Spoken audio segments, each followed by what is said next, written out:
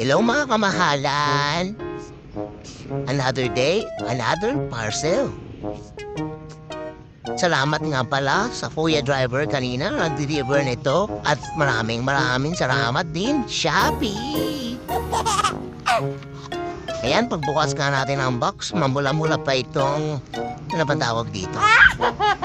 Ito yung ginagamit yan sa ating ADB 160 sa kanyang windshield para hindi tayo mahirapan maghila ng dalawang pull knob dyan sa ating windshield. Wow! So yan, para ma-adjust natin yung ating windshield kapag mataas kung mababa. Bali, ayan, wala naman siyang ibang kasama maliban dito sa unit at doon sa dalawa or apat na bolt na kasama niya at yung Allen wrench. Ayan, ganda nito. So mamaya-maya na konti, kakabit na natin ito.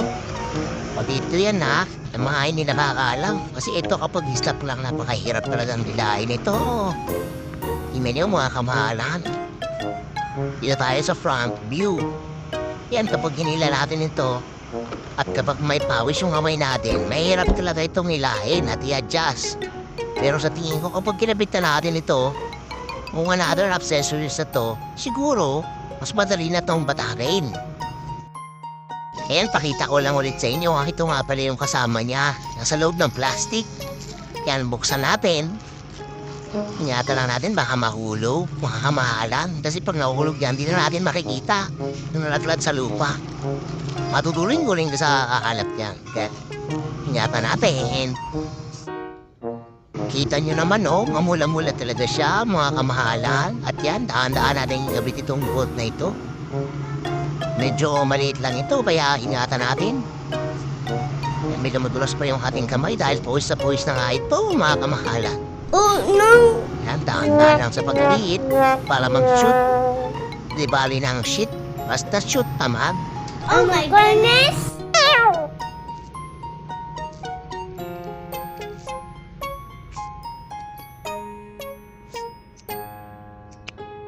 Ayan, dako naman tayo dito sa kabilang unit na to. Yan, nakasulat, papakita ko lang ulit sa inyo.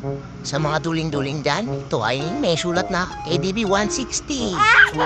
At yan, kabita rin natin yung bolt niya, mga kamahalan. Pasensya na sa inyo medyo mabagal yung pagkabit ko dahil iniingatan natin tong unit na to.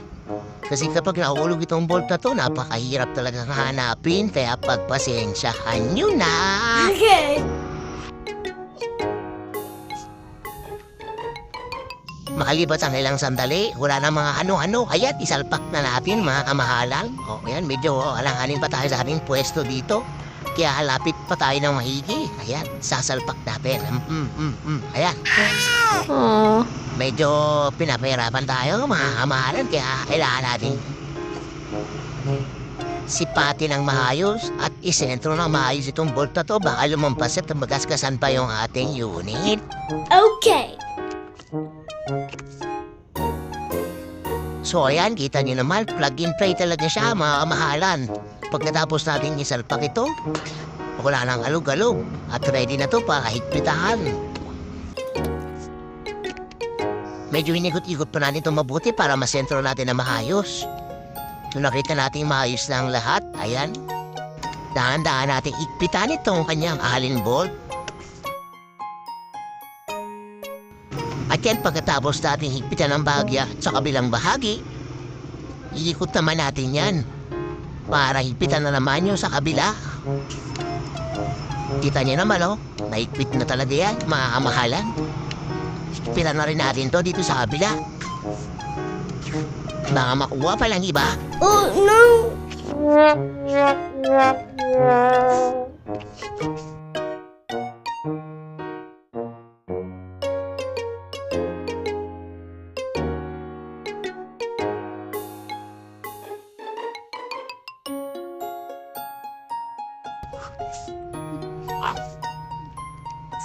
Ayan, makalipas ang forever, natapos na rin natin dito sa kaliwang bahagi.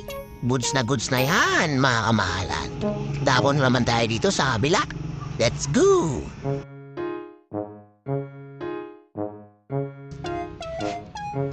Kita niyo naman, mga kamahalan, kapag stock, walang kabuhay-buhay. Pero kapag kinabit na natin itong bagong accessory natin, aba, nagkakakulay ang mundo. Mapula-pula pa ito. Salpak na natin. Yan, fit test. Medyo mahigpit nga talaga ito. At yan, ikalawang pasok, pumasok na mga kamahalan. Wow! Yan, higpitan na rin natin ito.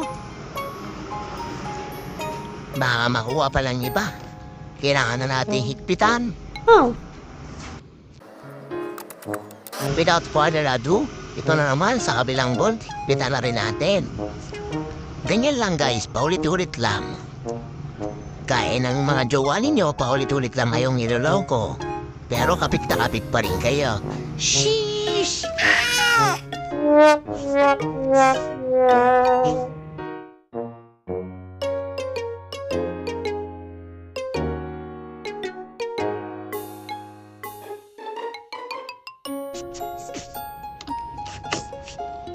Ayan, sa tingin ko, hindi nakakalas to.